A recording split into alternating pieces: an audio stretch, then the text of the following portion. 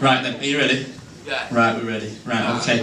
Yeah, as I said, I got involved with the You'll Never Watch Alone scheme last year, July it was, last summer. And I found out about the scheme from my partner, Amy. She works for Wigan Council, she looks after disadvantaged families, mums in trouble, anyone who needs any help, that's what Amy does. And she saw a poster for this scheme on the wall. She brought it home for me and said, I really think this is something that you could do. Now, please bear in mind, and this is very, very important to bear in mind, that I have never ever in my life, until I met Connar here, spoken to anybody with any sort of learning difficulty whatsoever. So I'm not used to being around people with learning difficulties. I've never had the privilege of meeting anyone with learning difficulties. Amy said, I think this will really benefit you as a person and get you doing something a little bit different. So I wrote in, I did write in and I sent an email to the lovely Michelle over there, who I'm just about friends with now after she left me at Wembley, told the coach to go. Thanks, Michelle. Cheers for that. I'm not even joking, there was no coaches left. There was no coaches at Cheap Young. But yeah, anyway, thanks, Michelle. Yeah, I got in touch with Michelle and she got me onto Connar. Got in touch with Connar's parents, Michelle and Neil. Basically, she took me up there, introduced me to Connar, introduced me to the family, met Barney the dog as well, which was great for me, considering I'm scared of dogs. No, it was fantastic. I was really nervous on the way up there, but as soon as I met Connar, met Michelle, met Neil, felt so at ease with the whole thing. Couldn't believe that I was worrying about absolutely nothing. Me and Connar hit it off straight away. So much in common. It was just fantastic. It was a dream, really, wasn't it, mate? So yeah.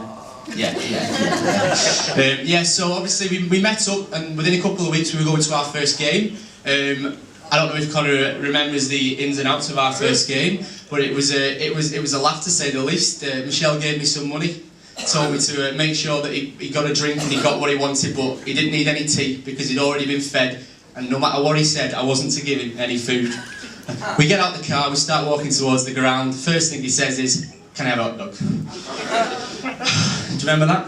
Yeah, he does, yeah. I told him no, don't try and con me with food. So he drags me into the club shop and says, Mum says, you have to get me a scarf with the money. I said, that's fine, Connar, not a problem. Gave me enough, no problem. Got you a scarf, didn't we? Went to watch the game, good game, came home. First thing Michelle says, what's that scarf around your neck? I told you no scarves and no lying.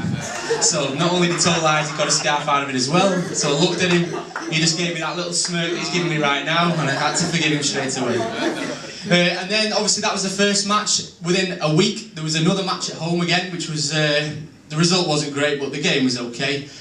We did have an eventful start to the match. Now, me and Connar were walking from the car alongside, I don't know if you, I'm sure you all know where Robin Park Arena is. Me and Connar were walking along and Connar decides to boot a stone as hard as he can. Now he boots this stone and it does go a fair distance, to be honest, and I thought, well, I'll tell you what I'll do, I'll see what I can do, you know, I'll have this competition, and I decided to boot a stone equally as hard, and unfortunately for me, my trainer flew off my foot and landed on Robin Park Arena roof with 10 minutes to go till kick-off. Connar looks at me, he looks at my foot, he looks at me, and he says, where's your shoe? I say, it's on the roof, Connar, it's on the roof, and he says, is it me, or is it supposed to be you looking after me, not the other way around? That's honestly, no word of a lie, that's exactly what he said to me. And I said, right, yeah, thanks Connar, yeah, cheers for that. So we hobble, well I hobble and he follows behind me, one shoe into JJB just before they shut on a Sunday afternoon. I had to buy a new pair of trainers so I can go to the match with shoes on. I paid for my trainers, I look around, he's gone missing again. Where do I find him? By the scarves. Again, hassling me for scarves. It was a fantastic day, laughs galore, it's a story we've always got to tell.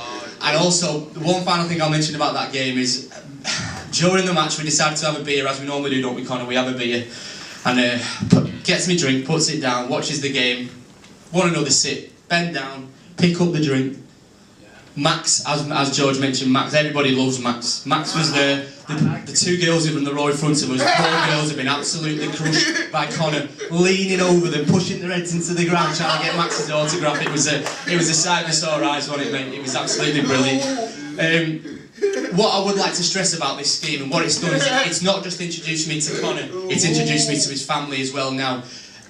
Since the season's finished, obviously I got involved quite close to the season being, you know, towards an end, and the last game, you know, where we played at home, we had Saints away the next week, and even though we couldn't get tickets to the game, Connar came round to ours, we decided to watch it together.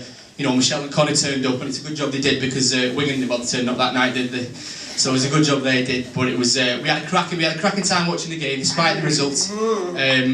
And it was superb, wasn't it, mate? And we've since seen each other at Christmas a couple of times as well. We've exchanged presents. And I just feel like I've made friends for life in Connar, Michelle, Neil, Hannah the sister who is at home playing the guitar at the moment, and Barney the dog.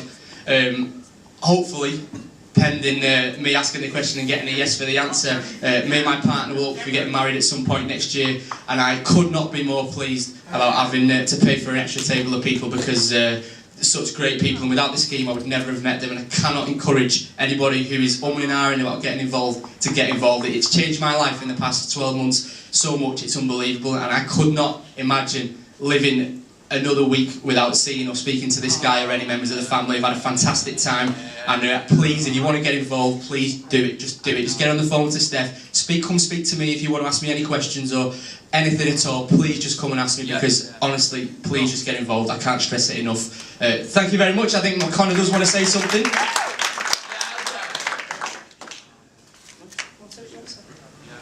Sing. Go on, Connar. I like Sam Tonker's brother, Logan. I just want to say to Logan, can you ask Sam Tonker's for an autograph card? I'm going to back my shop.